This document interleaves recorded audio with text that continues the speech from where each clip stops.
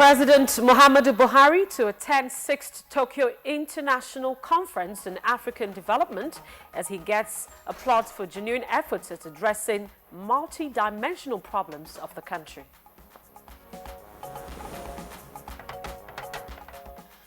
Vice President Yemi Osinbajo says national strategic plan aimed at uplifting the standard of living of Nigerians.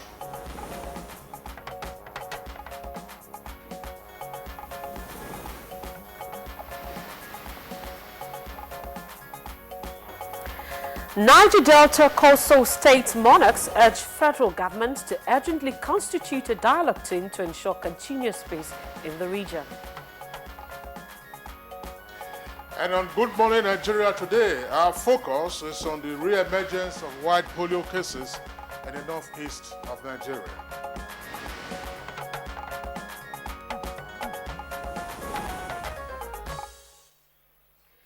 Now, 25th of July 2016 was the day Nigeria celebrated 2 years without a case of polio, and the country was indeed looking forward to being certified polio-free country by 2017. Well, the journey that took Nigeria to this stage has been a very long one indeed. As of 2012, Nigeria accounted for more than half of all white polio cases worldwide. However, the country has made significant strides with just 2 years left of being declared polio-free. And indeed, the progress has been the result of concerted efforts by all levels of government, civil society, religious leaders, and dedicated health workers with the support of course, our international partners. This success was being celebrated worldwide until the 2 new diagnosed cases, which is now a clog in the wheels of progress for the country's certification. Clearly, any resurgence of polio is bad news, and the outbreak is more worrisome because the country was on the verge of eradicating the disease completely. Now, in January this year, a new ambitious partnership was launched in the northern part of the country. It was led by Bill Gates, Aliko Dangote, and the 6 northern governors in a bid to ensure that polio was eradicated in the northern part of the country, a region most endemic to the disease. Now, this was also geared towards ensuring the delisting of Nigeria from polio-endemic countries, such that by August next year, that's August 2017, Nigeria would have earned for itself a polio-free status. But as we all know, that hope has been dashed, and the World Health Organization can only certify a country polio-free if that country did not register a case of polio for at least 3 years. Why this development is a setback is that if Nigeria made it to the graduation of course, 2017, it would have not only declared polio-free alone, but indeed the whole of the African continent. But for now, Nigeria is back with Afghanistan, Pakistan, and as the 3 countries in the world currently harboring the wild polio virus. But instead of lamenting, as it were, the failure of Nigeria to now meet the 2-year certification period that was left, what is it that experts are thinking that should be done in order to ensure that there is a ramp-up of efforts to indicate that polio is no longer in the country? What indeed is required to be done? And by the way, Kingsley, polio is a highly infectious disease that is caused by a virus. It invades the nervous system, can cause total paralysis just in a matter of hours. The virus is transmitted by person to person, spreads through facial, oral route, or contaminated water, food, and then multiplies in the intestine.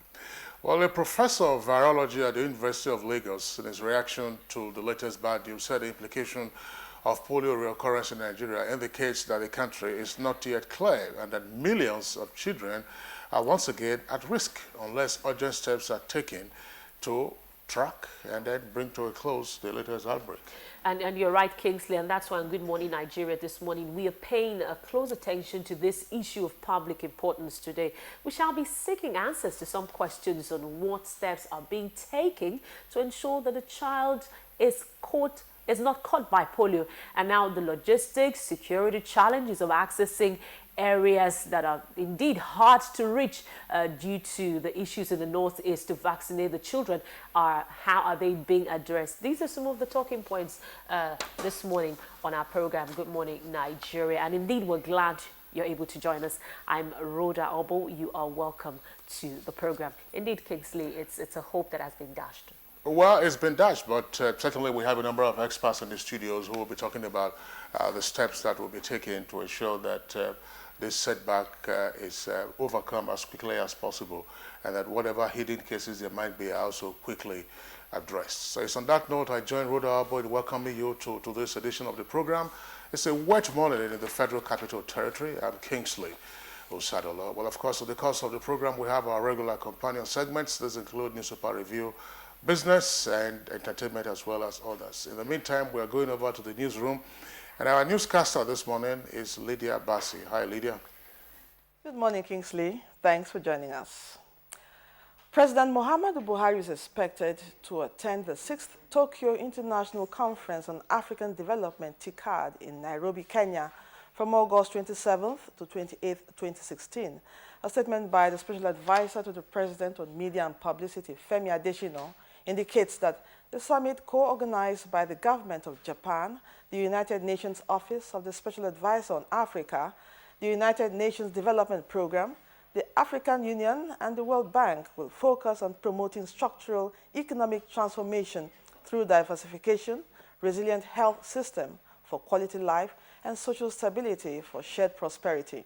During the conference, President Buhari will participate in plenary sessions on TICAD in alignment with African development, the dialogue with the private sector, as well as global launch of the second African Human Development Report.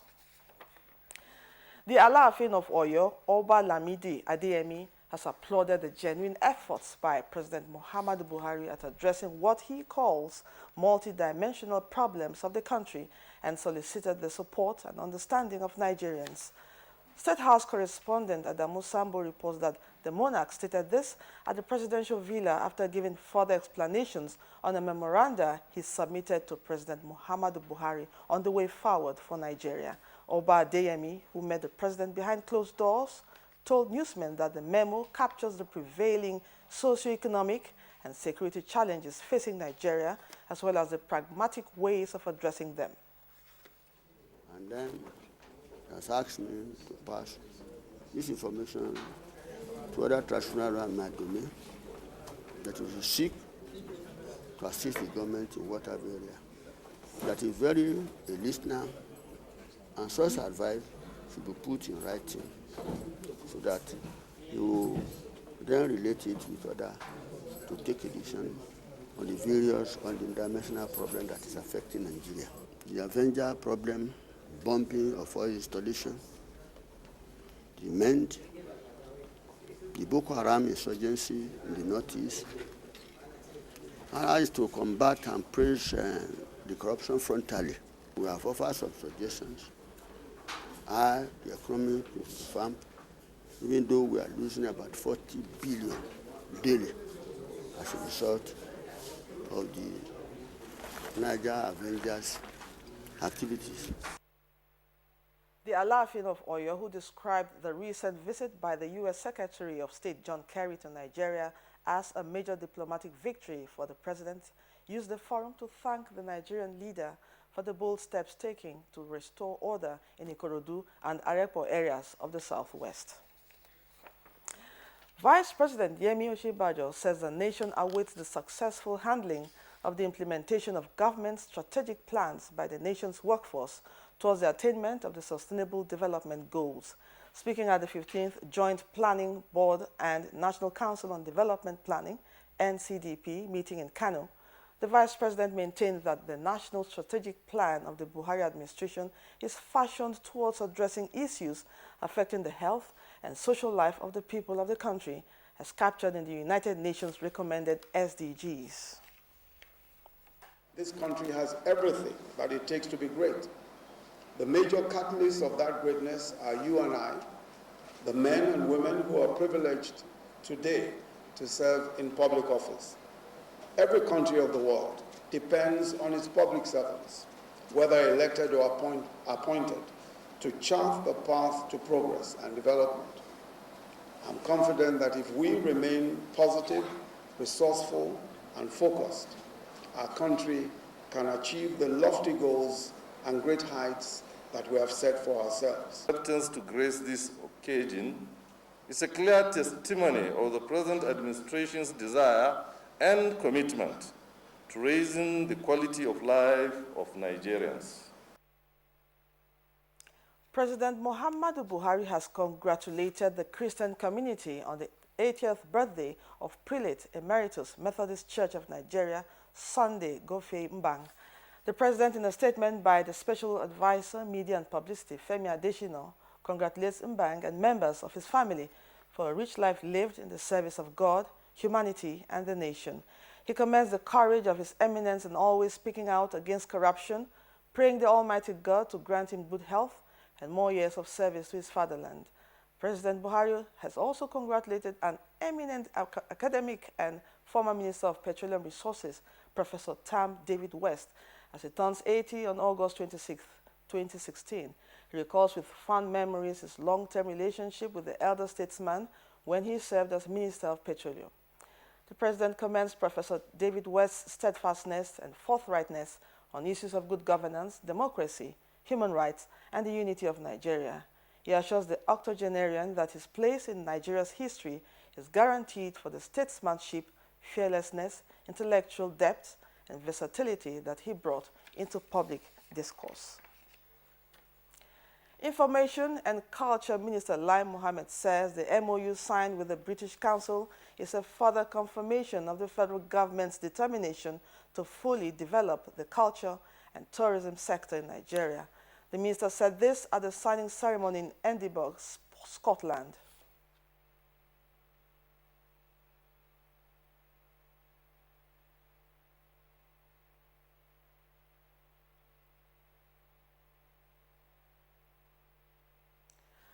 Niger Delta coastal state monarchs have urged the federal government to urgently constitute a dialogue team to ensure continuous peace in the Niger Delta. Lydia Sampson reports that the monarchs made the request in Abuja when they called on the Minister of State Petroleum Resources, Ibe Kachiku. For the purposes of building confidence in the system, we wish to state here that as a matter of urgency, the federal government should do the following. Appoint, constitute a federal government dialogue team. 2. Release of the 10 innocent school children arrested by the Nigerian Army on the 28th May 2016 in Okorosa and others in detention on trumped-up charges. The amount of money that has been put into the Niger Delta over the last 10 years in paper is over $40 billion. These have come from NDDC, it has come from derivation, it has come from oil companies' investments, over $40 billion. But as I go to the creeks, I see no single infrastructure that you can point to say this is the result of this investment.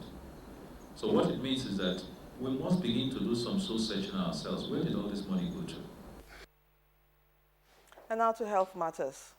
In a bid to checkmate possible spread of the wild polio virus which resurfaced in Borno State, the Federal Capital Territory Administration has inaugurated a 35-member task force on polio eradication to step up routine immunization in the nation's capital, Abuja, which is considered a high-risk area. Mitai Rekben reports that Permanent Secretary FCTA Babatokbe Ajakaye, who inaugurated the task force, said no community in this territory will be left out during the oncoming immunization.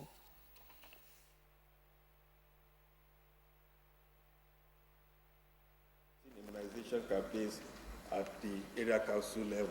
A team that has been allowance is 3,000. Some area council are giving 1,000. We are going to have our campaign 17th to 20th of September, October, November, and December. 4 World Bank officials have drowned at Egbe Dam in Egbe Ekiti, Bonyi local government area of Ekiti State. The incident, which occurred on Wednesday's night, involved a team of 7 contractors employed by the World Bank on an assessment mission to the dam in a bid to commence work. They were moving round to a section of the dam when the incident happened. DSP Alberto Adeyemi, the police public relations officer of the Ekiti State Police Command, also confirmed the incident that the boat transporting the team capsized. 4 of them died, while 3 survived. And that's the news for now. It's back to Kingsley and Rhoda for more Good Morning Nigeria. All right, thank you very much, Lydia Bassi, for the news. We'll take a break, and when we return, of course, we'll bring you up to date on the latest in the world of business. If you hear a bomb explosion or gunshots of an active shooter, that might be a terror attack. At such times, always remember 3 action words: run, hide, report. Don't try to run towards the terror scene to save the situation, because there might be a second bomb blast or another attack. Run far away and take cover. Make sure you are safe first. Yes, it is in our nature to sympathize over the hurt, but remember, only trained personnel can help in such situations. When in a secured environment, promptly call relevant authorities and help will come. For anonymous reporting, call 09630-3250-5 or 0813-2222-106. If you see something, say something. Nigeria unite against terrorism. This message is brought to you by the Federal Ministry of Information and Culture. Helen! Would you like some water? It's cold, especially for you. Which era are you living in? We have a fridge. When everything else in your house is from the present, then why are your toilet cleaning methods from the past? Harpic, all-in-one for you. Compared to other toilet cleaners, Harpic removes top stains, kills all germs, and removes bad odors. For a shining, clean, and fresh toilet. Wow! You should also take the Harpic all-in-one challenge. A hectic lifestyle or overeating can cause a burning pain in your chest. That's hunger. Take Gaviscon. 1 dose relieves in 3 minutes to soothe the pain of heartburn. It goes straight to the source to work for hours, providing long-lasting relief. That's why I recommend Gaviscon. I recommend Gaviscon. Gaviscon, fast relief you can actually feel. If symptoms persist after 3 days, consult your doctor. Introducing Chief Eric Omofia, President CEO of Erisco Foods Limited. Nigerian, we are practical manufacturers determined to say the truth in the best interest of our country. And the truth is that only Nigerians can make Nigeria great. I urge you to practicalize your love for this country. Buy made in Nigerian products from today and build a much brighter future for our country. You cannot continue to promote only other countries' economies. Great job and well for them while denying yourself and children job opportunities and a good economy by not patronizing your own made in Nigerian products like Erisco, Rigico, and Nagico tomato paste and other range of Erisco foods products. Do the wise thing. Buy made in Nigeria today. You will never regret it. Let us all contribute to develop Nigeria's economy and support President Buhari's economic policies so that Nigeria can be sweet for all of us. Thank you and God bless you. Buy your own products. Buy made in Nigeria like Erisco, Richico, and Nagico range of products. Proudly made in Nigeria by Erisco Foods Limited, a member of Erisco Bumpet Group.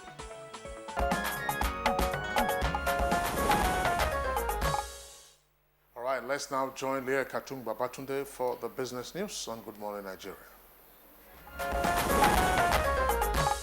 Nigerian retail investors need to be more active in the Nigerian capital market to reduce the shocks associated with movement and decisions by foreign portfolio investors. Director General of the Securities and Exchange Commission, SEC Munir Gwarzo, handed down this advice while speaking on the ripple effect of the volatility of stocks in recent times. He said it was largely in part due to weak local participation and lack of proper awareness by the public on the opportunities that abound in the capital market. You can see the 4 or 5 initiatives we came up with are targeted toward the retail investor, such that once we now go back to the market, inviting them, will be able to now say all your concerns, all your problems we've been having, we have actually addressed them. Gorzo said investors now have 3 optional platforms to trade on, and the market has also evolved to protect the retail investor. The advocacy we're doing on the e-dividend is actually for the retail investors. most high net worth investors and institutional investors, they get their dividend. Nobody that has a dividend of 200,000, 300,000, 500,000 will allow it to lie low. So it is the 2,000, 3,000, 5,000 dividend that people are not able to collect. The apex regulator recently sought to extend dividend mandate to 12 years and has also opened the e-dividend platform for investors to receive their dividends directly into their bank accounts through the Nigeria Interbank Settlement Systems INIBBSS platform. Stocks somersaulted on the floor of the Nigerian Stock Exchange Thursday to erase gains made in the previous days. The all-share index lost 1.8% to 27,379.95 points, while the market capitalization slid to 9.403 trillion naira. 215 million shares were traded in 2,939 deals, valued at 1.422 billion naira. Diamond Bank, FBN Holdings and UBA emerged the most sought-after stocks in the course of the day. CAP, Livestock Feeds and Continental Reassurance led the greens, while the red flanks were topped by Skybank, Angote Flour and Angote Cement. Focusing more on export rather than import will help resuscitate the nation from its current economic comatose as the nation realigns to drift attention away from steady consumption. President of the National Association of Nigerian Traders, NANS, Ken Ukoha, in an interview with NTA Business News in Abuja, said it was time Nigeria takes a drastic decision in that regard to save the economy from total collapse. I think if we need to move, government must come to realize that if you must have an intervention in the sector, it must therefore be SME-oriented intervention. Ukoha also called for more development of infrastructure that will aid export rather than import. Government has intensified efforts to boost the nation's infrastructure stock through the Integrated Infrastructure Master Plan designed to span the period of 30 years and estimated to go up approximately $3.05 trillion. With Business News, I'm Leah Katung Babatunde. Leah Katung Babatunde there for the business package. In just a moment, we'll take a look at the stories trending on the front pages of Nigerian dailies this morning. Newspaper review is up next.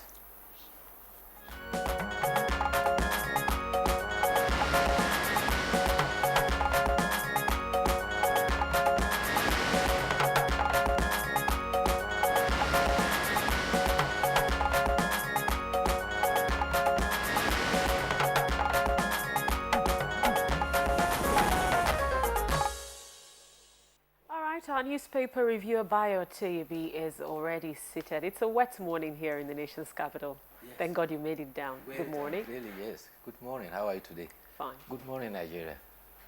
All right, let's begin our review this morning with the Daily Trust. Daily Trust has below its nameplate, Niger Delta monarchs list conditions for peace. Niger Delta monarchs list conditions for peace. Details of the story can be found on page 3. And also there on the front page, federal government offers incentive for oil search in inland basins. That's on page 13 in greater detail. But the lead story says, stop blame game, provide solution, Soludo tells federal government. And Oshibanjo, that's the writer, level of graft makes criticism inevitable. Also there on the front page, how local government councils 11 billion naira was diverted in Katsina. That's on page 4. And CAN, that's the Christian Association of Nigeria, says Kerry's visit divisive. Details can be found on page 6. And on the front page of the Punch newspaper, above the masthead, we have Zamfara killings. Christian Association of Nigeria meets in Jos. Northern Christians seek probe. That's on page 15. On page 23, Nigeria loses 11 billion naira daily as oil export drops. And on page 15 also, ex-local government chairman in Katsina diverted 15 billion naira. That's according 11 billion naira, and that's according to a witness there. And below the name flag, the big story: rescue our girls or resign. Chibok parents tell Buhari. With the rider, we have not given up on Chibok girls, says presidency.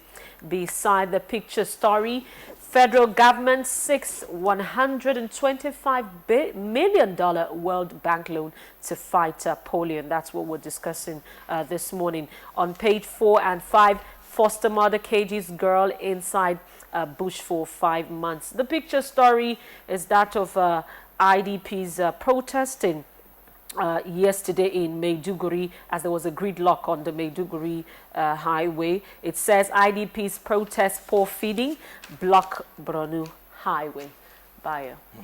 Yes, thank you, Rhoda. Well, let's talk about the Niger Delta. There are two reports from that. The Nobel laureate, Professor Wole Soyinka, has said that, has appealed to government to respond to the outrage of the militant groups. He says some group who got me into interventionist role feel that government of President Muhammadu Buhari is not seriously responding to their outrage. I appeal for the positive response, and let's see where it will end. He cautioned that he is not working for any international organization. Rather, it is just purely his individual capacity. He also said that he spoke at a state study abroad in Lebanon for. Meanwhile, traditional rulers from the Niger Delta have met with the Minister of State for Petroleum, Ibe Kwachuku, and like Kingsley Red, they made 6 demands. They want there to be constituted a dialogue team to negotiate. Secondly, they want the release of 10 school children allegedly arrested by the Nigerian army at Okorosa and others too that are in detention. They want a return of the golden sword, the symbol of authority of Baramatu Kingdom, and 3 speedboats that were also seized by the army. They want a categorical statement on the opening of Maritime University at Okere-Okoko, and they also want the military to cease hostilities completely in the entire region. The Minister of State for Petroleum, however, lamented that in spite of the declared ceasefire over the weekend, on Monday there are indications that Inembe Creek was attacked by some splinter group. He alerted them that about $40 billion worth of investment meant for the Niger Delta region, unfortunately, has been delayed because of poor infrastructure. All right, Bayo, let's return to the papers, this time New Telegraph. Now, New Telegraph has as its list story the topic that Bayo just discussed. Now, Niger Delta monarchs give terms for peace, and Soyinka to Buhari respond positively to militants' demands. Now, the photograph you find on the front page there is that of the displaced persons, not only displaced persons protesting their poor feeding, and that was in Maiduguri, Borno State yesterday. Now, below the name flag, you also have a number of headlines. Soludo to APC, stop blaming PDP for nation's woes. Can't berate scary, says visit discriminatory, and tears as 4 World Bank officials drown in Ekiti. Now, above that, that's the nameplate. Foreign banks threaten to put 8 lenders on watch list, and MDs to partner CBN to resolve FX issue, and Naira plummets to 410 to the dollar. Now, the second list story on the front page, that's close to the foot of the front page, says, again, herdsmen invade Enugu, kill Catholic seminarian, wound pregnant woman, and 3 others. And robbers engage police in gun duel. Details of that can be found on page 4. Now, there's a strip headline there that advertises a copy on page 7. It's a study that says, obesity linked to 8 more cancer types. And foster mother cages 4-year-old girl for 5 months. That's on page 5 in greater detail. Bayo. Yes, let's talk about the economy. At Kaduna, where there was the Progressive Governors meeting, there was an exchange of words. Former Governor of Central Bank, Charles Soludo, says that the government should stop blame and face the economic problems. And the Vice President retorted, the kind of corruption that has been seen in Nigeria by this administration is unequaled anywhere in the world. However, the former CBN governor did make a kind of a prescription. He said that we need to break the dynasties of poverty, maximize comparative and competitive advantage to attain inclusive growth. People will say, akoko. But he went on to break it down. He says, we should need to restructure the economy from the consumption-driven to production-based. We also need to allow states to have greater control over their resources. He was speaking at the Progressive Governors meeting in Kaduna. Well, very quickly, let's run through the rest of the paper that we have. And this day, above the name flag, says bank CEOs intervene on ban of 9 banks from Forex trading. Naira falls to 408 Naira to $1 on parallel market. And below that, Oshimbajo preaches hope as Ambode Kerry urged federal governments to restructure economy. You spoke on that earlier. That's on page 10. The big story on this day, Niger Delta crisis. Soyinka tells Buhari to engage militants. Kachuku monarchs reiterate commitment to peace. And below, you would see again headsmen invade Enugu community, kill Catholic seminarian.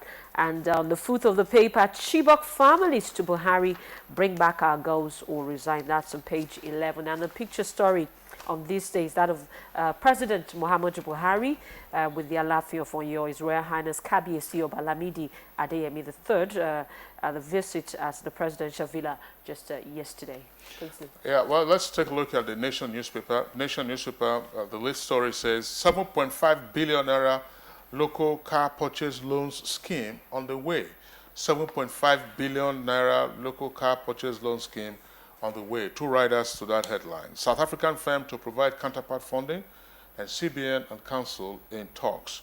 Now, second lead story on the front page says lawyers caught writing exam for law school students. That's on page 6. And July FAC allocation drops to 444.6 billion naira. Details of that can be found on page 47. And below the nameplate of the Nation newspaper, Edo 2016, you have 2 headlines there. 3 headlines. INEC deploys 18,511. And Yakubu's integrity will ensure credible poll. And Odubu drums support for Obaseki in Oriomo. Details of that can be found on page 46. Bio. Yes. Criminality is going on the ascendancy, particularly the report that were reported in Enugu about headsmen, and you also will recall that the blasphemy killings in Zamfara is also causing a lot of rumbles in the nation. And the President Christian Association of Nigeria has said that the recent visit by Secretary of State John Kerry was discriminatory, divisive, and targeted to sustain the persecution of Christians. Reverend Supo Ayokunle says that Kerry visit was in favor of a section of the country and Muslims to the detriment of the Christian community. It's very sad, this kind of commentary coming from religious leaders. It creates an impression of a later-day Abraham visiting the children of Ishmael and abandoning the children of Isaac.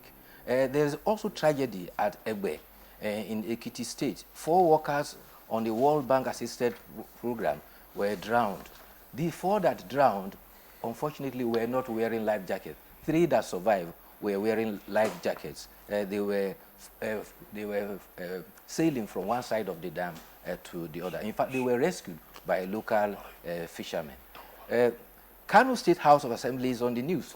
They have passed a motion that within 1 week, all inscriptions of Kwankwashia should be removed from all public buildings. This is the fallout of the clash between Kwankwashia Amana and Gandujia Akida in Kano. All right, Baya Tobe, we'd like to thank you for being with us. But just before we sign off for a newspaper review segment, let's go to a photograph on page 2 of Daily Trust, police brutality in the Congo. You can see a protester there being picked up by 2 police officers somewhere in northern Kivu in the Congo. It's been violent. The ethnic clashes, of course, the cause of the protest.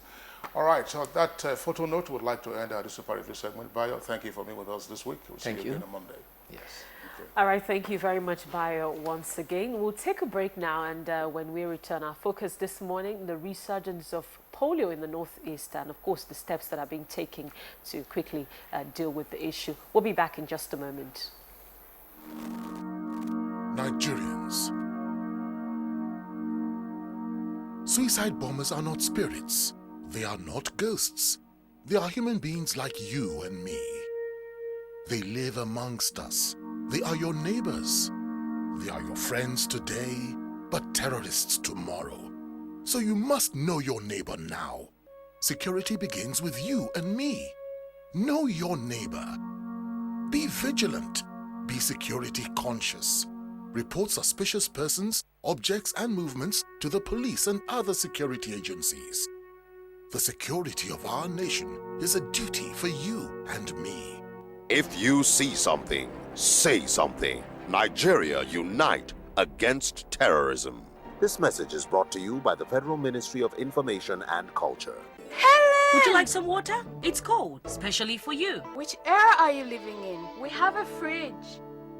When everything else in your house is from the present, then why are your toilet cleaning methods from the past? Harpic, all-in-one for you. Compared to other toilet cleaners, Harpic removes top stains, kills all germs, and removes bad odors.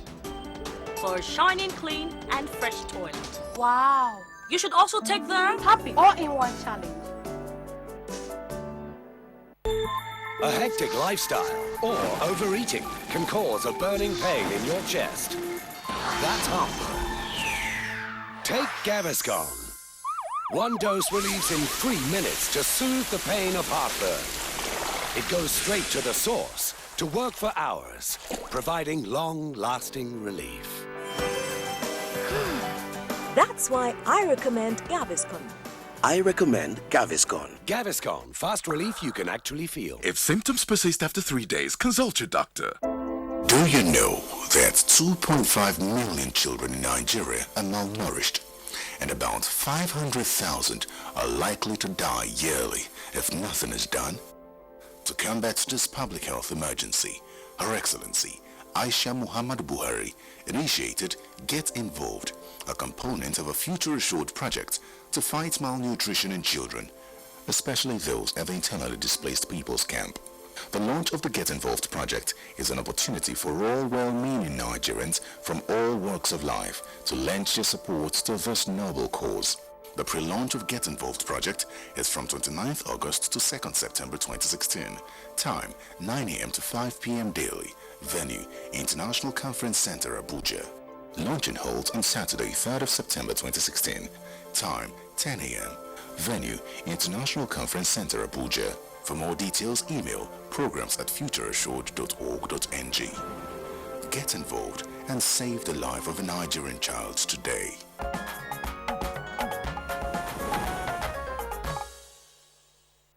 Welcome back. If you've just joined us, you're watching Good Morning Nigeria on the network service of the NTA. Now let's set the foundation for our discussion this morning, which is on the resurgence of polio, re-emergence of polio in the Northeast. With about a year left for Nigeria to be declared polio-free by the World Health Organization, the monster recently appeared and its ugly head in the northeastern parts of the country, taking Nigeria back its certification as a polio-free country. In this background report, correspondent Sheung Oguni examines the implication of this development to Nigeria. Health officials in Nigeria are gearing up for a massive emergency polio immunization drive after 2 children were paralyzed by the disease. The 2 new polio cases in Nigeria are the first on the African continent in more than 2 years. Nigerian health officials plan to vaccinate nearly 5 million kids across the northeast of the country in an effort to contain this latest outbreak. The re-emergence of polio in Nigeria is a major setback for global effort to eradicate the disease. Prior to this, the polio virus appeared to be on the verge of defeat. Afghanistan and Pakistan were the only countries reporting ongoing transmission of the virus, including these 2 children who have been paralyzed in Nigeria. There have been only 21 polio cases reported anywhere in the world this year. The 2 Nigerian cases were found in the volatile northeastern state of Borno along the border with Chad. The area is a stronghold of Boko Haram, which has made routine immunization drives difficult. The terror group has publicly denounced the vaccination campaigns as a Western plot, killed immunizers, and made it difficult for government health officials to even enter some parts of the country. We are working closely with the Ministry of Defense to provide security for the health workers during the house-to-house immunization, and also to provide timely information on security and accessibility situation in Borno State and its environs. The World Health Organization has also vowed to pour resources into Nigeria to try to make sure the virus is contained in the Nigeria-Chad border region and doesn't regain a foothold in Africa. Up until this time, it appeared Nigeria had successfully eliminated polio and was on a track to be declared polio-free by the World Health Organization. It takes 3 years without a case to be eligible for the designation. UNICEF, which has been one of the lead agencies fighting polio in Nigeria, vowed to redouble effort in the region and not stop until it reaches every child with polio vaccination. Thank you very much, Sheung Oguli, for that background report that would set the tone for our discussion this morning. Kingsley. All right, we have a number of guests with us here in the Abuja studios. First, we'd like to welcome the Honorable Minister of State for Health, Dr. Osagie Ihanie. Dr. Ihanie, it's our pleasure to have you on Good Morning Nigeria. Thank you. Okay. And then we also have with us the World Health Organization representative, Dr. Fiona Braka. Dr. Braka is a Ugandan national. If you added an A, it would be a Braka, but she's here with us this morning. Dr. Braka, it's our pleasure to have you on Good Morning Nigeria. Thank you. Okay. And also with us in the studios this morning is the Commissioner for Information of Borno State, Mohammed Bulama. Bulama, of course, is not a stranger to Good Morning Nigeria. Pleasure, Mohammed, to have you again on Good Morning Nigeria. Thank you very much. All right. Well, Rhoda, let's begin. The Honorable Minister of State for Health. We've talked about, we had a background report. We also have a news story about what has been done. But let's put it in context. How bad is the news that we've had 2 new cases of white polio resurfacing in the northeast of Nigeria? Well, it's bad news, but it's not a surprise. And it's not a coincidence that these cases have appeared in the northeast. The coverage of all the immunization campaigns done in the past has not been very successful in that area for reasons that the correspondent just mentioned now. So these cases appearing there do not pose a very great surprise. But efforts are being made right now to contain this outbreak, and we are sure that it's going to work out very well. All right, thank you very much, Honorable Minister. Let's get a first-hand situation from Mohammed Bulama, who's on ground. He is the Commissioner for Information in Borno State. You just listened to the Honorable Minister, and he said that a lot is being done. Could you give us a first-hand situation of what is being done and how far, you're going? Yeah, thank you very much. Like the Honorable Minister said, a lot is actually being done on the ground in Borno State to contain this outbreak of the wild polio virus. As a matter of fact, if I may just go back the memory lane quickly, Borno State was doing extremely very, very well in this fight to eradicate polio, to the extent that in 2013, the state government was even was given an award as the best performing state in the northeastern state. And the last case of this virus was recorded in 2013. So this incident happened just recently, and like the minister said, it was actually an incident waiting to happen because of the situation in the northeast, particularly in Borno State. But having said that, since the outbreak of this latest case of polio virus, a lot has been done.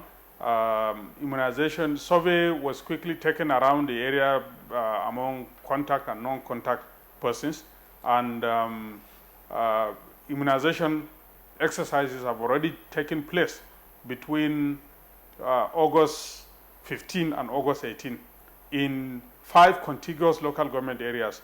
This virus was dictated, the 2 cases were dictated in Jere and Gwaza local government areas. So what we did was to carry out immunization exercises around these two local governments and some contiguous local governments, including the two local governments of Jere, Goza, and then Maiduguri Metropolitan, Mafa, and Bama. So these 5 local governments, this exercise has taken place already between the 15th and the 18th. The 2 cases were dictated on the 11th. So you can see that we moved in quickly and we started the vaccination exercise in these 5 local governments between the 15th and the 18th. All right, Mohammed, thank you very much. We'll come back to you in the course of the conversation. Now, let's get the views of Dr. Fiona Braka.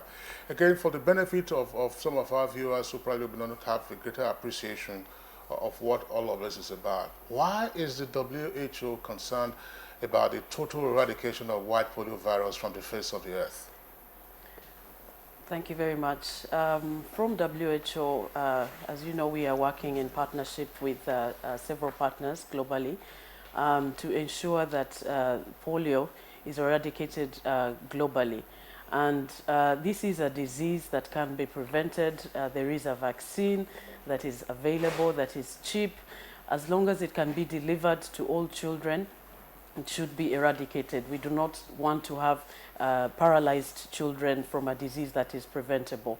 So a lot of progress has been made in the global polio program. We were down to 2 endemic countries, Afghanistan and Pakistan.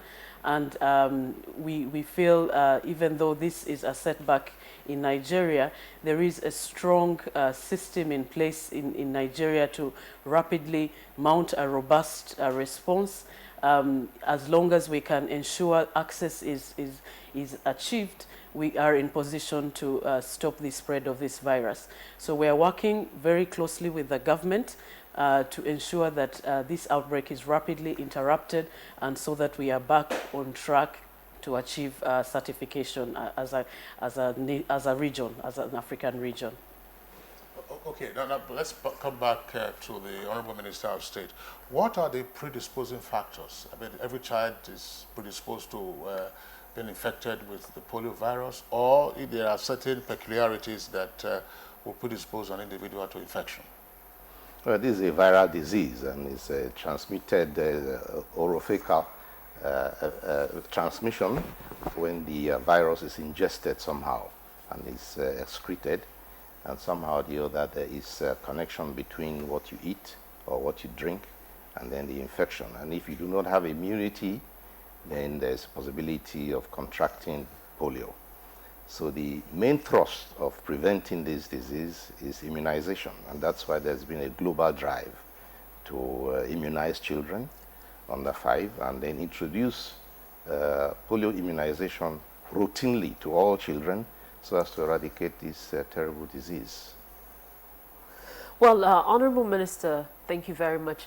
Mohammed Bulama, what is the situation like in IDP camps? Because we are aware that when one person is infected, the risk of, probably 200 people or 100 people being infected is there. And some of these people over time have moved from these communities that have, these children have moved from communities, that have, been taken or captured by the military, and they have been moved to IDP camps. So what are you doing in the IDP camps?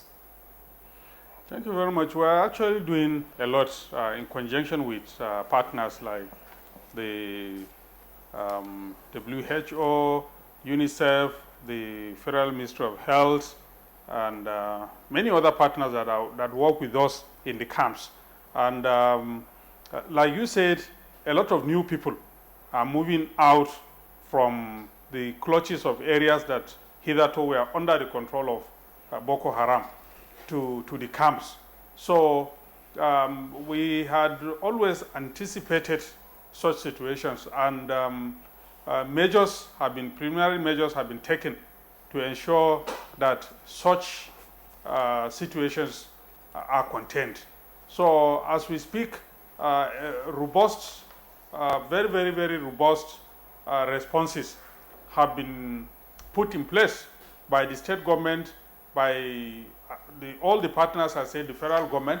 Already a public health emergency has been declared by the federal government. Even before that, another emergency, a food and nutrition emergency, was equally declared by the federal government. And efforts are being consolidated to ensure that not only the outbreak of polio, but of other diseases, other contagious diseases are controlled. So lots of efforts are being undertaken.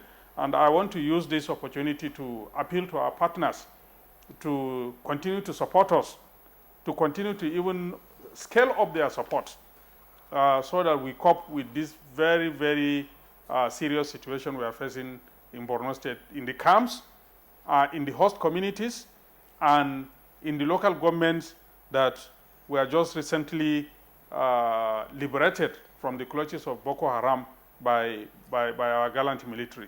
So we're doing a lot, but a lot also needs to be done. All right, Bulama, thank you very much. Let's come back to Dr. Ihanie. Dr. Ihanie, both Bulama and Dr. Braka have talked about what they describe as the robust response mechanism that the Nigerian system has to react, as it were, to these new cases that have come up. Can we have an idea of the structure that is being mobilized at the federal level, at the state level, and also is the focus centrally on the northeast, or could there be some hazard elsewhere in the country? Yes, there can be hazard elsewhere. Once you have a few cases of polio, 1 or 2 is already regarded as an outbreak, and you have to assume that there are paths by which this outbreak can spread to other parts of the country. So therefore, the response is not only local, but it's national and also includes neighboring countries, because this outbreak happened in the northeast, not far from Niger, Chad, Cameroon, and even parts of Central African Republic. So there's a coordinated effort with, through the WHO, with other countries to make sure that the response covers all these areas where you can anticipate a spread. And we are preparing, in fact, right now, an immediate response has been going on, and there are 5 rounds of other responses to cover the northeast, the whole of the north, and then the whole country, provided that we have enough vaccines. But there's something also different in that this time we're able to get full cooperation of the military. And during the previous immunization campaigns, we were not able to cover certain areas of the northeast due to insecurity.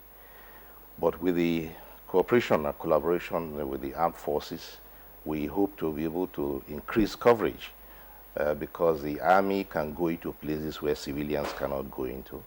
So the armed forces medical personnel, we have reached an agreement with them to be able to give them coaching equipment that they will drive this immunization campaign to have a far larger coverage than we've had before.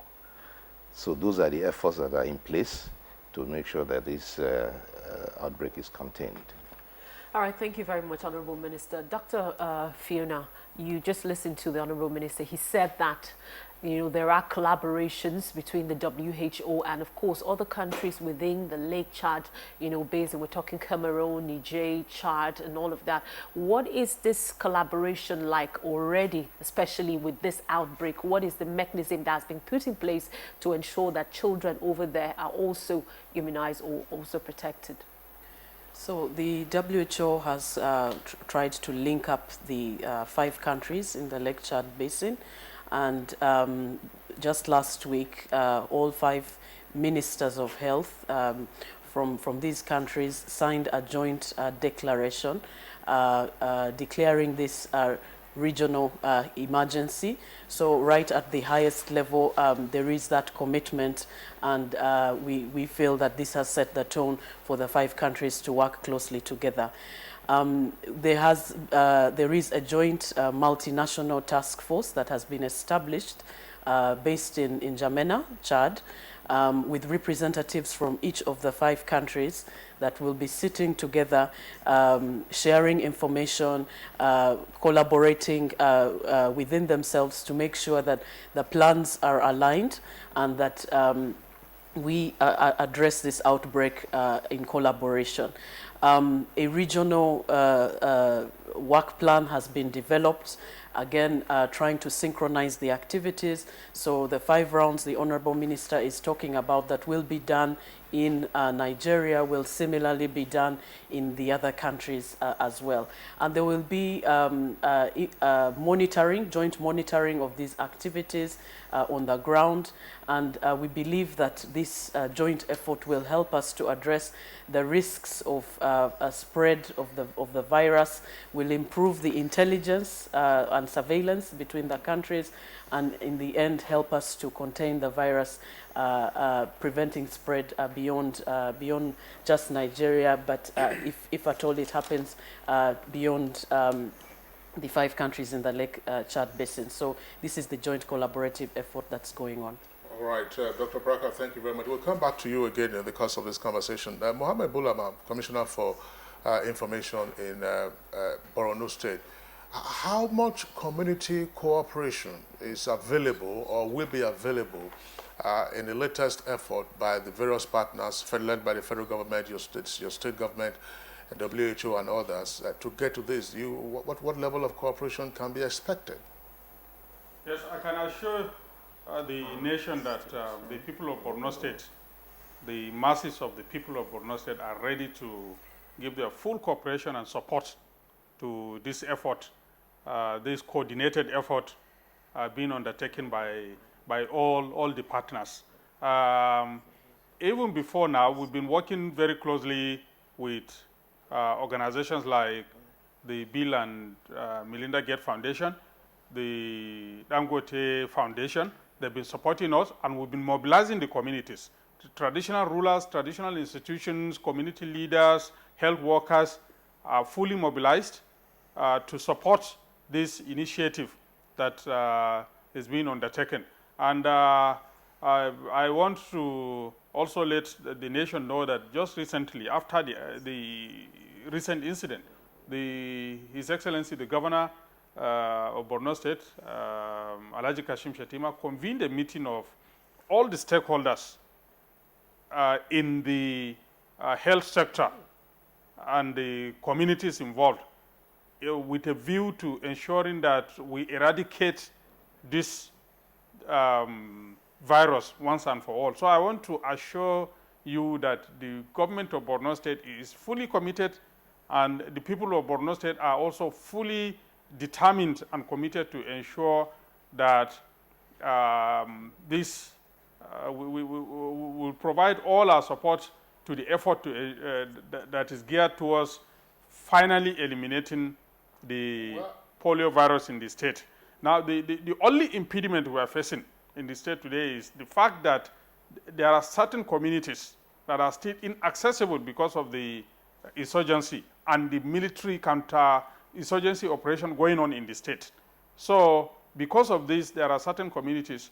So more people will even come out as the military continues its successful onslaught against Boko Haram. And as soon as these people come out, all efforts need to be put in place to ensure that any unwarranted situation is controlled. All right. Well, Bulama, you just explained one of the obvious challenges, hard to reach areas under counter-insurgency measures and so on and so forth. And we'll assume that, of course, as the minister has indicated, once you have the support of the military, they could then spearhead it. But there is a touchy point. Now, Boko Haram has, as part of its creed, an anti-immunization campaign.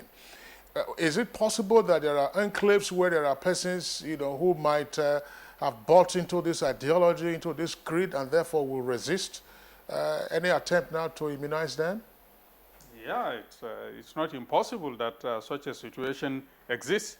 There are communities that have not been accessed for most part of the last 2 years. These people have been under the control, the ideological control of Boko Haram. So it's a possibility. But that notwithstanding, it's a situation that we are determined to overcome. Like I said, after all, before now before the outbreak of these cases, Borno State had virtually been certified polio-free since 2013. And you remember this insurgency actually started in 2009. And by 2010-11, it has escalated. And a lot of communities were then under the total control of Boko Haram. Yet we were able to succeed in reaching out to these communities, in spite of all the risks involved. You know, there are cases where the lives of the people, the health workers were even threatened. So a few were even killed. But that didn't stop us and all the stakeholders from our determination to ensure that this virus is eliminated once and for all. So that by 2013, we were able to actually succeed in doing that. So all the impediments notwithstanding, I assure you that once access is gained in those areas, in the few localities in the state where Boko Haram is still operating, I can assure you that we'll do all that is possible to ensure that we convince our people to accept to be vaccinated. Thank you very much, Mohammed Bulama. We'll get to you also in the course of the discussion. Honorable Minister, just yesterday, the Honorable Minister also to Professor Isaac Adewale briefed the Senate Committee on Primary Health Care and Communicable Disease. And in his words, he said that the ministry will embark on 6-round programs to immunize children all over the country. But he said 300 million doses of vaccines were required for this. But he also said that only 100 million doses of vaccines were available on ground right now. What is being done to get the remaining about 200 million? Well, we must express gratitude and appreciation to our partners, World Health Organization, UNICEF, Bill and Melinda Gates Foundation, for the support they have been giving us. We are trying to mobilize resources from neighboring countries and other sources, trying to use resources that are intended for routine immunization, which will be replenished later on. This is an emergency, and efforts are being made, of course, to place order. We also appreciate the support of the President, who has made sure that all resources are provided. We require funding for this. We have to do some prepayment, and we have had 100% support from the government. And I want to use this opportunity also to publicly appeal to health workers in Adamawa State who have been on strike to call off their strike. This is a national emergency, and we wish to have all hands on deck. And this is not a very good time to go on strike, because it will have a negative effect on the readiness in Adamawa State to join in this campaign. All right. Honorable Minister, well, thank you. Well, let's get Dr. Braka's own view. Are there practical challenges in deploying vaccines to, say, in hard-to-reach areas in the northeast or elsewhere in the country? We're asking this question because there were, comments in the past that the potency of the vaccines had been diluted, as it were, on account of mishandling. So what are the safeguards this time around, particularly in the difficult-to-reach areas of the northeast? So the main challenge in terms of access for the northeast is the insecure areas. And I believe that the ongoing efforts to try and work very closely with the military, with the civilian JTF on the ground will help us to reach these very difficult areas. Yes, there are other categories of hard-to-reach areas due to geographic access, for instance. So in that regard, there are special teams that are in place. Hard-to-reach areas have been defined, and special teams have been assigned to these areas, and they go periodically to provide vaccination activities, so that should the polio virus be harboring in these areas, that at least we are able to reach the children there with vaccination. And the cold chain is maintained. There are mechanisms in place to make sure that the vaccines are maintained at the right temperature, even right up till the time of delivery to the children being reached. So the vaccines do have a monitor on them, which health workers are trained to rapidly look at periodically as they move to make sure that there is no change in the color of that monitor, which is the first signal that they've been exposed to heat. So these are some of the interventions in terms of training, building capacity of health workers to make sure that they store the vaccines in the appropriate temperature along the cold chain. The supervisors who are monitoring these teams also check to make sure that the vaccines are kept in the right conditions. And we believe with all these interventions that we are able to deliver potent vaccines to communities. Well, in addition to your explanation, what is the nexus between nourishment and the effectiveness of vaccination? Because some commentators believe that, look, if you have malnourished children and the children get vaccinated, the vaccine is unlikely to become effective, and particularly in the IDP camps where there are now cases of undernourishment, if not malnourishment. What needs to be done? What we are seeing is due to the inaccessibility to health services, to food, children in these inaccessible areas have malnutrition challenges. So we know that once a child is malnourished, it reduces the immunity of the child, and hence the child is more likely to catch diseases. So we believe that this approach of trying to reach children with vaccine needs to go hand in hand with other interventions. So nutrition is one of those interventions, medicines, because it would not be right for the polio program to reach these children with just a polio vaccine, and yet there are so many other needs. So the program is trying to review all possibilities to provide an integrated package. We will be having what we call health camps, where a variety of interventions, including vitamin A supplementation, deworming, treatment of common ailments, will be given alongside the polio vaccine, because we know that we need to build not only immunity but also address the issue of malnutrition. So it's a comprehensive approach. Honorable Minister, what's your take on what Dr. Brack has just said? In other words, the complementarity of vaccination, which is the game plan, along with a nourishment program. It's perfectly correct, because the purpose of immunization is to build antibodies, and the antibodies are protein in blood, and if you are not well nourished, the capacity to build these antibodies is definitely compromised. So there is an effort that has to go along nutrition to complement this immunization exercise, particularly in children. Of course, this is very difficult now because you know that planters have not been able to plant since this insurgency began, and there's a food crisis problem in the Northeast, and children will easily be the most affected.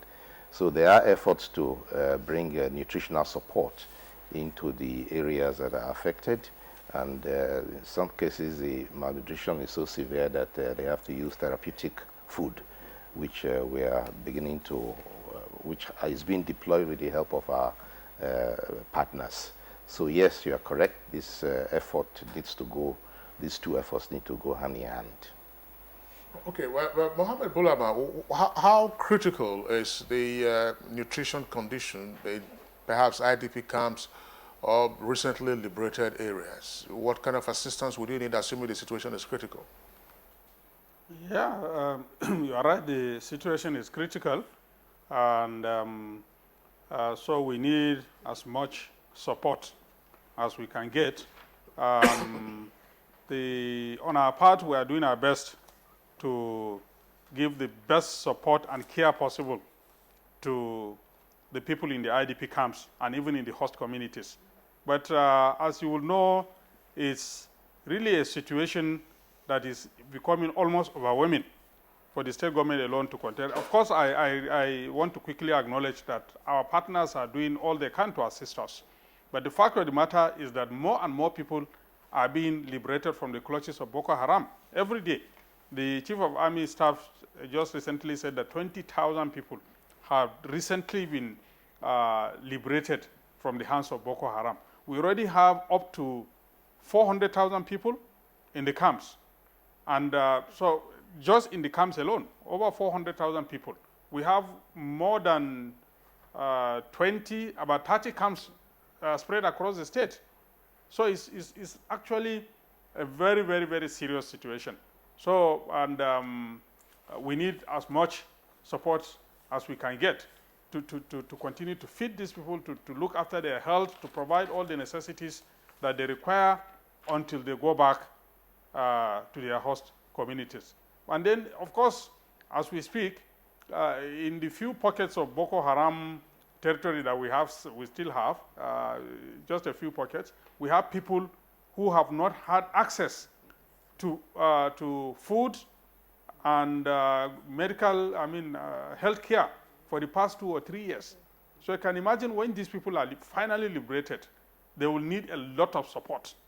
Like already both the Honorable Minister and Dr. Fiona have already alluded to what needs to be done in that respect. So I want to say that while we're receiving the support and cooperation of all the partners, what needs to be done is for this support to be scaled up seriously, so that these issues of nutrition and other aspects of the needs of the IDPs are well taken care of. All right, thank you very much. Mohammed Bulama, he is the Commissioner for Information in Borno State. We thank you so much for your time and, of course, giving us an insight on what the situation is like right now. We'll be joined by another guest on our discussion this morning, the re-emergence of polio in the Northeast. So stay with us. Where goeth thou? Oh, me goeth there. But thou must wait here. Obsolete, superannuated, anti-deliverance. How could you? All these courses are for me. What did I do? Well, listen, he's not cursing you. He's speaking English. This week on your award-winning comedy series, Professor John Bull, starring Kanayo Okanayo, Mercy Johnson, Queen Wokoye, Funky Malam, Bimbo Akintola, Oguz Baba, Ime Bishop, Yomi Fash Lanso, MC For God, Stephen Odingbe, Junior Pope. Atan where I took to his heels. Special guest appearances by Mama G and Sunny Danger. You see, it's not like that. I'm trying to I want you to be my Nigerian wife. Professor John Bull, fasten your seatbelts this Tuesday and Friday, 8:30 to 9 p.m. on NTA Network, International, and Star Times. It's absolutely bombastic. Over and out. The largest data network, Glow, Grandmasters of Data.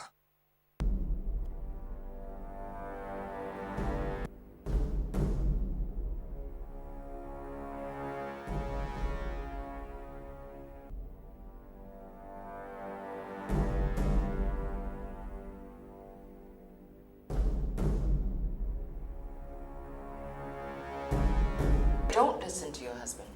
Listen to me. Give me a boy. And the two of you may never even have to work again.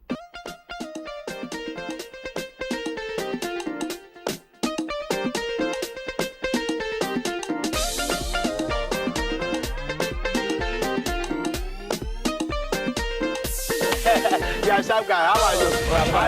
What's your name? Akpos. America. Oh, Akpos America. Yeah, wow. Love it too. Wonderful wonder. Wonderful wonder.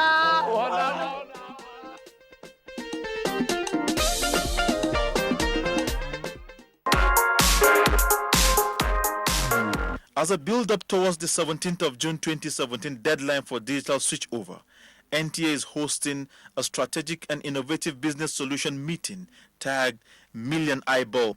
Traditional and trending digital platforms in place for digitization will be on display. NTA multi-channels, providing entertaining and interesting content with clear signals in readiness for the switchover, will be showcased. Date, Tuesday, August 30th, 2016. Venue, Sojourner by Genesis, 16 Oba Kinjobi Street, Ikeja, Lagos State. Time, 11 a.m. to 12:30 p.m. NTA, the largest network in Africa.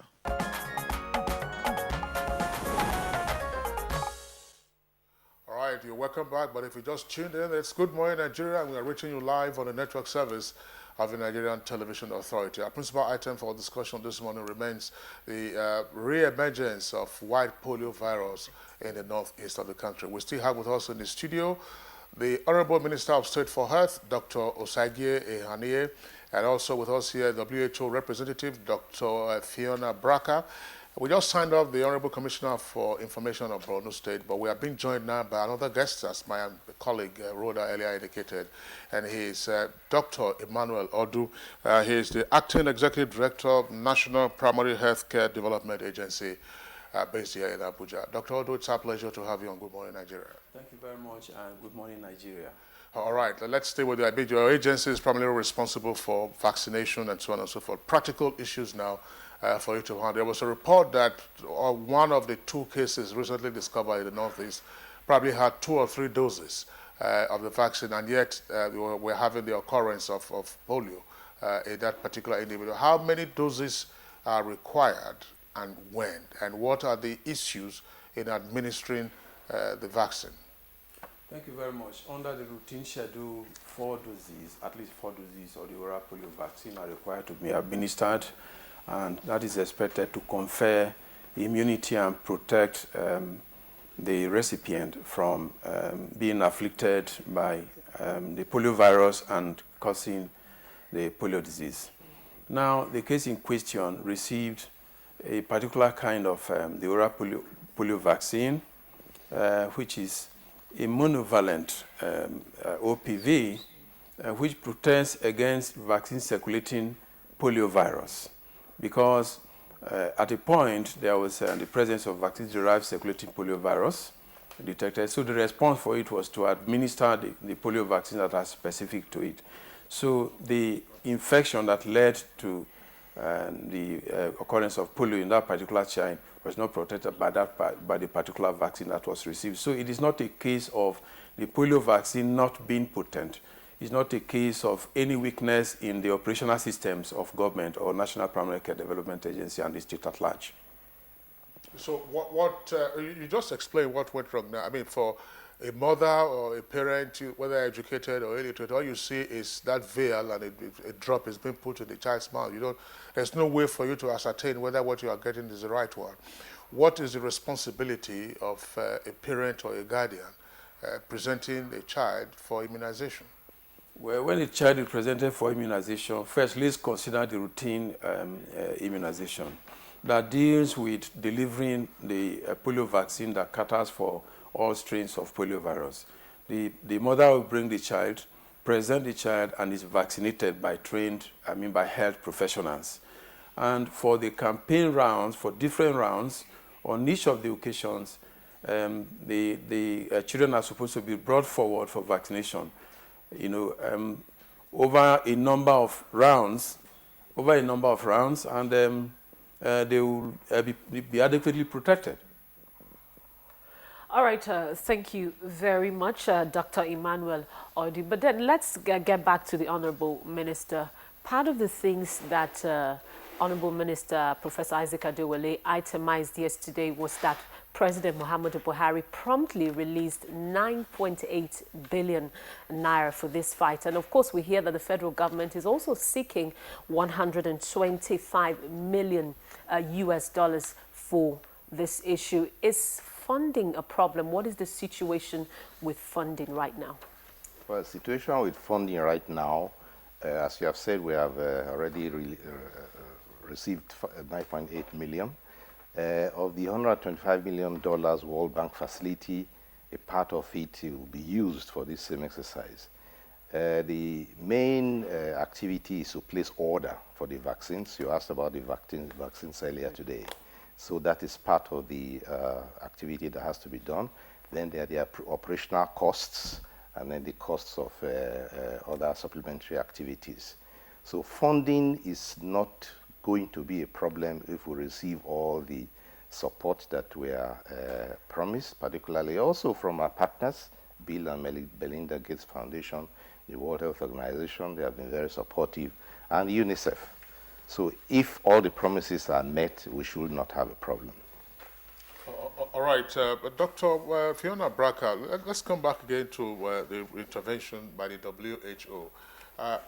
What exactly is required? The Honorable Minister was appealing a moment ago to health workers in Adamawa State who've been on strike. How does this normally impact vaccination programs or other outreach programs undertaken by WHO as a development partner? So the success of this response depends on how quickly we can respond and in a quality manner. So the rounds that have been planned will be done at 2-week intervals so that we are quickly providing as many doses of vaccine to children in the highest risk areas. So we need all hands on deck to make sure that teams are well constituted. We have enough teams out there. In some very hard to reach areas, we might need more teams to cover a wide stretch of area in a short period of time. So the role of health workers is very crucial in this response to enable us to rapidly respond and interrupt transmission. So the appeal is definitely crucial, and we stand with the government on that to make sure that all health workers in these high-risk states are available, they are trained and are deployed to provide the vaccination activities. All right, thank you very much. Dr. Emmanuel Odu, to come back to you, we've focused essentially on hard to reach areas, in particular the Northeast, obviously impacted by insurgency and then the counter-insurgency measures. But earlier in our bulletin, that's why we're taking the news at the onset of the program, there was a report about what the Federal Capital Territory is also doing. Now, what from your experience is the challenge in areas that could be potentially complacent? You say, oh no, this is the FCT, it's unlikely to happen. Well, thank you. In fact, across the country, across the entire country, all the governments and subnational authorities and stakeholders need to be vigilant, because a case of polio anywhere in Nigeria means there's a risk for all communities and children across the nation. So all hands will need to be on deck. And as a matter of fact, we can appreciate, for the past 2 years, we never had any cases of polio. And if we were to relax as a nation, considering that, okay, we have achieved, we are there already, we would have many more cases of polio by now, but actions and monitoring and surveillance continue, as well as interventions. And so continuing activity is required. Continued action and commitment by governments and stakeholders will be required to ensure that the status of having achieved polio transmission is maintained. Well, Dr. Emmanuel Odu, is there any issue about toiling with injectable vaccines alongside the oral vaccine? Yes. As a matter of fact, it has been approved and considered that, we also administer the injectable vaccine along with the oral polio vaccine. So if parents who should, see health workers wanting to give injectable vaccines, there shouldn't be any negative reaction as to what they used to know as, just giving the children oral vaccines. Exactly, and we're also creating awareness in that regard, so that by the time they see their children being administered with vaccine, they are to understand that this is an improvement, and that is also more effective in the sense that the mechanisms required for transmitting or getting the oral polio vaccine to effect in the body system, some of those processes will be shunted or bypassed. And I give an example. By the time oral polio vaccine is administered, it will require some form of energy to get it absorbed, because absorption from the intestine is an active process that requires some kind of energy. Permit me to use a special terminology. It requires energy in the form of adenosine triphosphate, ATP. And in a child that is malnourished and highly disadvantaged, it means the energy level is low and the absorption may not quite take place. And again, a child that is also malnourished, like it was said earlier, the issue of conversion in the body, becomes a challenge, But by the time you bypass the oral route and administer directly through injection, it is absorbed straight. So that challenge I described earlier in terms of absorption constraints will not be there. That's the advantage of the injectable. All right, Dr. Odu, thank you very much. Let's come back to the Minister of State. Minister of State, the point has been made that this is a virtual national emergency in terms of the response that needs to be taken. And Dr. Odu has also talked about the expectations, from the subnational governments. What is it that you expect the subnational governments, the state and local governments to do at this time, along with the federal government and other development partners? Well, in the first place, we have been working very closely with state governments, and each state government has its own emergency operations center, and there has been collaboration and, in attacking, in fighting this outbreak. The final delivery of vaccines is done by state and local government workers, and these workers also need to be remunerated. They need to be in a good agreement with the government, and in order not to derail this exercise. But all said and done, the state governments themselves also will understand that they have challenges, and the conversation is going on constantly to try and see how we can resolve all these difficulties. Okay, thank you very much. Again, Dr. Braka, we've tended to paint a picture of, say, look, this is a quick response pattern. We have the structures in place, but we've talked about insecurity. What other concerns are likely to impede the effectiveness of the response mechanism? Along with the vaccination activities, we need to have a very strong and sensitive surveillance system. And this would allow us to rapidly detect any additional cases that would come up. So the insecurity in some of the parts of Borno is one constraint to the surveillance. And we are also looking at, besides reaching children with vaccine, how can we create a very strong or sensitive surveillance system in the insecure areas. So there is a process also in sensitizing the military to be able to pick up any suspect case and report that. We're also looking at any other community informants among the populations that are trapped, to be able to also rapidly report any suspect case. So surveillance is one critical component.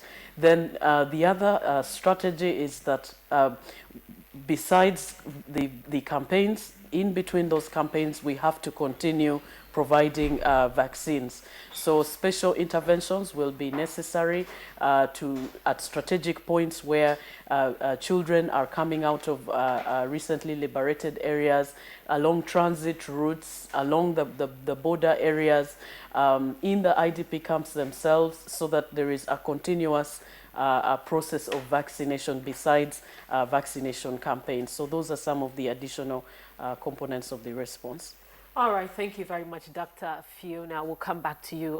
But very shortly, just before we take our tweets, Dr. Emmanuel Odu, you have been on the primary health care work. We'd like you to share with us the progress that has been made so far in the last, a few days.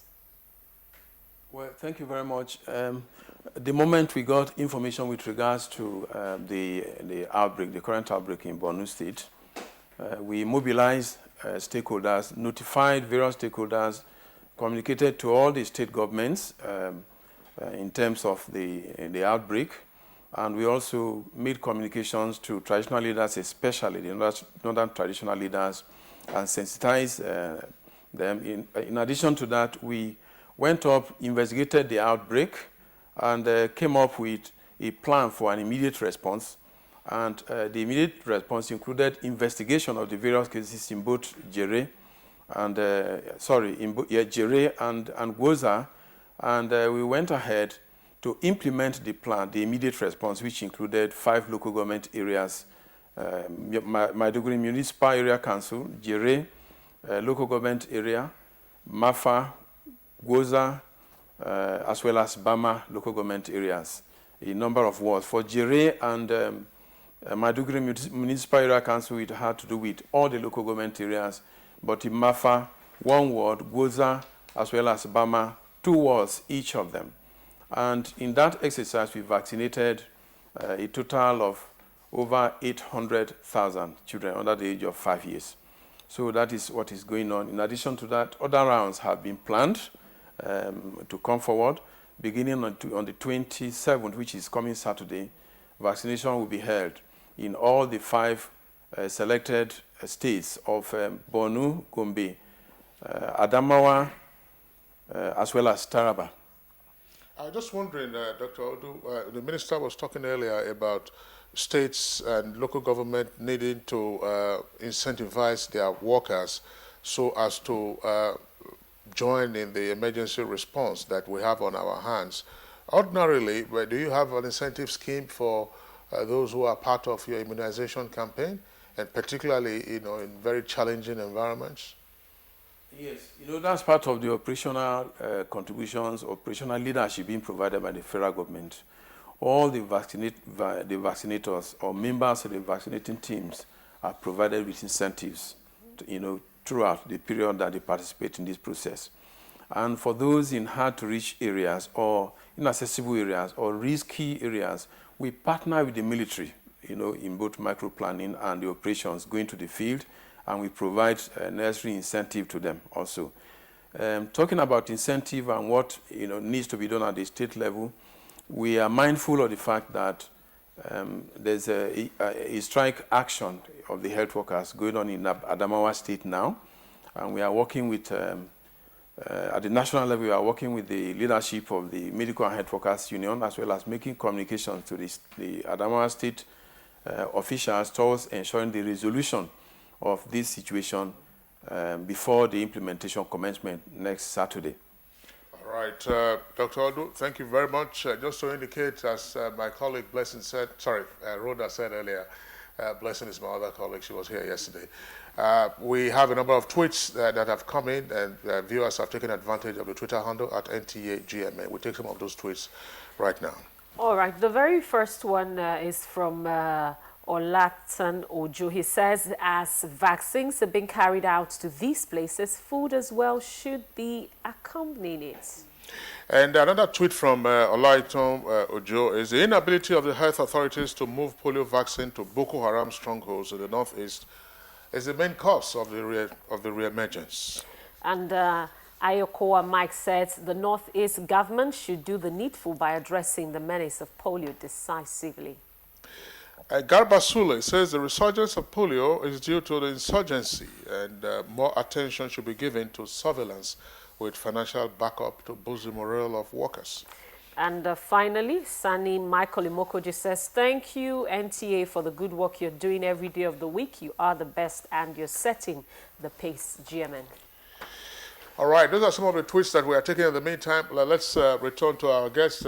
Honorable Minister, the question of finance always is a challenge. Are you sufficiently funded? You talked about expectation that, look, if the funds that you're expecting, if they come, it will be all well and good. Is there any guarantee that there might be no shortfall and therefore, a hitch in what you are supposed to be responding to? We don't expect finance to constitute a problem. 9.8 billion earmarked for immunization has already been provided by the government, and our partners have also provided some funding. The facility from the World Bank, of which we are planning to use a part, efforts are going on to activate and mobilize what we want to use. We are working with the Ministry of Finance to have that done. A few routine conditions have to be met. We don't expect there will be a problem from that side.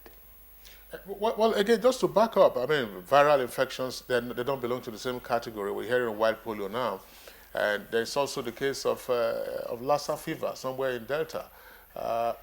What exactly is happening? Is this that you're having sporadic outbreaks around the country? Well, Lassa fever actually recurs virtually annually, probably beginning a little later than now.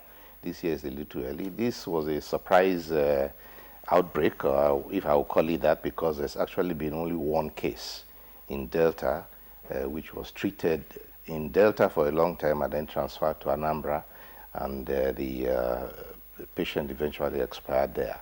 So we are not really speaking of an outbreak, but precautions are being taken. There's contact tracing going on. All the people that the person was in contact with are being followed up for any signs of, for any symptoms.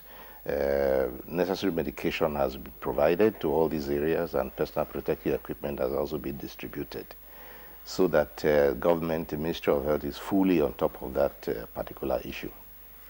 All right, Honorable Minister, what is the collaboration like between the ministry and the military, owing to the fact that, of course, this particular outbreak is as a result of the fact that, you know, some places were not accessible? Well, this is a unique development that has come up. Before now, the military just provided protection to health workers going into dangerous areas. But we have now engaged the full cooperation with the permission of the President and the Minister of Defense. We have engaged the full cooperation of the military medical team. Many of the meetings we have had have been with the Corps Commandant of the Armed Forces Medical Corps, the military Army Medical Corps. And we have been assigned, in fact, a contact person, a Lieutenant Colonel in Borno, who is working in the Emergency Operations Center and planning with all the teams involved in this response to actually engage military personnel in actual vaccination, so that in those areas where people were, civilians were earlier unable to work, the military itself takes over this active work of immunization. So this is something new, and we are very grateful to the military for that. We commend them for this excellent collaboration. It will help to increase the coverage and reduce the risk that some people are left behind from this immunization exercise. Well, the Honorable Minister of State, incidentally, we had two service chiefs who were our guests on the program, and the Chief of Air Staff indicated that as part of winning the hearts and minds program of the Nigerian Air Force, they already have medical facilities in parts of the Northeast. Perhaps this is a matter you would like to discuss with him to see how readily they can mobilize their staff to aid this. That's the Chief of Air Staff. He mentioned that, assuming you are not aware. Yes. But let's come back to Dr. Fiona Braka. Dr. Fiona Braka, Afghanistan and Pakistan, and until these two cases, Nigeria, what has been the special challenges, what have been the special challenges in Afghanistan and Pakistan in eradicating white polio virus? A lot of progress has been made in the programs in Afghanistan and Pakistan. This year we have the lowest number of cases detected in these countries compared to previous years, and so there is optimism that we will make headway in those two countries. The virus is now constrained in very localized areas where access is a challenge, mostly due to insecurity. So this virus is continuing to thrive as long as we are not able to reach the children in those inaccessible areas. Similar context to Borno here in Nigeria. It's a question of being able to provide the adequate number of vaccines and doses to children wherever they are. So insecurity remains the major challenge both in Afghanistan and Pakistan as well as Nigeria. Other than these two cases reported in Nigeria, is there anywhere else on the African continent where the white polio virus is still on? No, there is no, there's not been any other country that has reported wild polio virus. The last case in the African region was in Somalia in August of 2014. So we were marking 2 years as a continent in August. So there's not been any other countries that reported since then. Dr. Aldo, I'm wondering, again, I mean, we're coming to the final stages of our conversation. transmission of polio, or is it a function of poverty? I'm asking this question against the background that you have a number of other countries much poorer than Nigeria, and yet, as Dr. Fiona Braka has just indicated, they don't have the white polio virus.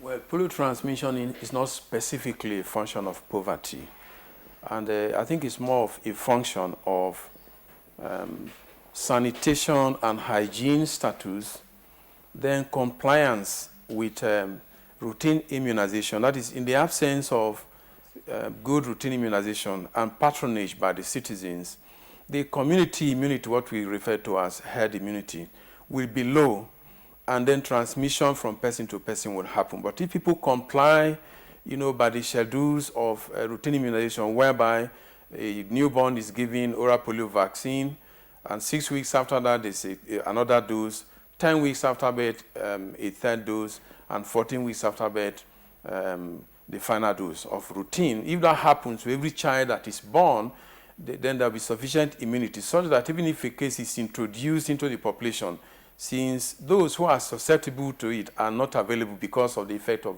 vaccine, such a case will die out.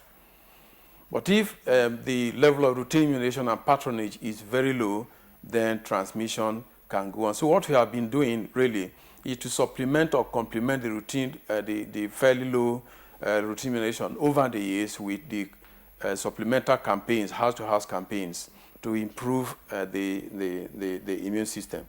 So the advice is that there will need to be compliance with the routine system. Every child born should be vaccinated, and then hygiene and sanitation improvement will be crucial. It's not specifically a function of poverty. Dr. Emmanuel, I'm also wondering, 9 children killer diseases, out there. Are there other plans to also look at other areas, where children are affected? Polio is just one of them. Yes.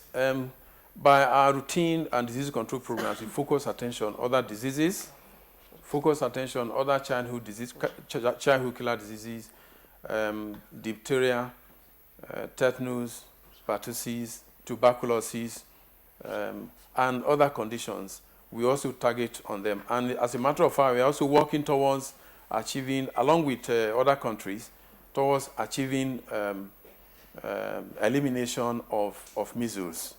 So we are not only focusing on polio, but the emphasis on polio at this time is that it is possible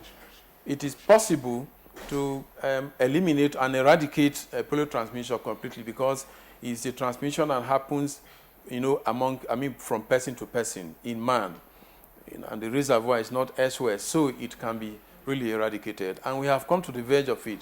And if I have time, if time permits, I would like to provide the progress that have been made by Nigeria between 2008 and now, and you see the huge effort that has been made and the results so achieved by the great effort of the federal government, if you permit. No, go ahead. Go ahead, okay, great. Dr. Odu, let's just get it succinctly. Yes, so that thank you very much. Yeah. Now, in 2008, 798 children were paralyzed across the country. 798 children under the age of 5 were paralyzed. By 2009, with our collective effort, the number decreased to 388 children paralyzed. By 2010, we continued effort again. That number was reduced, and only 21 children were paralyzed across the nation. However, in 2011, the number of children paralyzed increased to 62. By 2012, fairly again, it increased to 122 children paralyzed across the country. By 2013, the number decreased. With collective effort of the federal government and other stakeholders, the number decreased to 53 children, such that only 53 children were paralyzed. And very happily, in 2014, that number again came down with our collective effort and the commitment of the federal government. The number came down to 6 children paralyzed. And the last case was in Samala local government of Kano State in 2014. That was about July 2014. And between that time and now, we never had one except for the new case or cases in Borno State. And so now 2016, we have 2. So in total, what that has translated into, that is assuming that that rate of 798 continues, it means that we would have had a total of about 5 5,700 more children paralyzed. But having reduced that number that way, we have saved 5,700 children from paralysis across the country. And if we, just to paint an image, the population or capacity of certain small stadia is about 5,000, 6,000 capacity. So imagine a situation where you had 6,000 paralyzed persons in a stadium. That is what we have been able to prevent, 5,000. That's right. Dr. Emmanuel Odwo, that's a very graphic illustration of the rescue that has taken place. We'd like to thank you, Dr. Emmanuel Odwo, Acting Executive Director, National Primary Healthcare Development Agency here in Abuja. Thank you for your insights in our conversation this morning. Thank you very much. Thank you, viewers. Okay. We also would like to thank Dr. Fiona Braka, the representative of WHO, for being part of our conversation this morning. Thank you. And then the final word from the Honorable Minister of State for Health, Dr. Sage Haniye. Now, going forward, what should be the expectation? Well, we expect that we are on top of this game and that this exercise will be successful. And that is the reason why we are appealing for all hands to be on deck. The government is doing its part. The state governments and our partners are trying also, doing their own part. And we hope that those of the health workers who deliver the last mile in the actual dispensing of the medication, that's what actually administering it, will also cooperate and help to get this challenge defeated. All right, thank you very much, Honorable Minister for State for Health, Dr. Ehanire. Thank you very much for coming on Good Morning Nigeria. My pleasure. Thank you very much for having me. All right, now let's turn our attention to sports. And in sports, Manchester City gets Barcelona as Arsenal face PSG in the UEFA Champions League group stage. And of course, Tanzania released 20 match squad for Nigeria's Super Eagles clash. Let's get more details from our sports desk.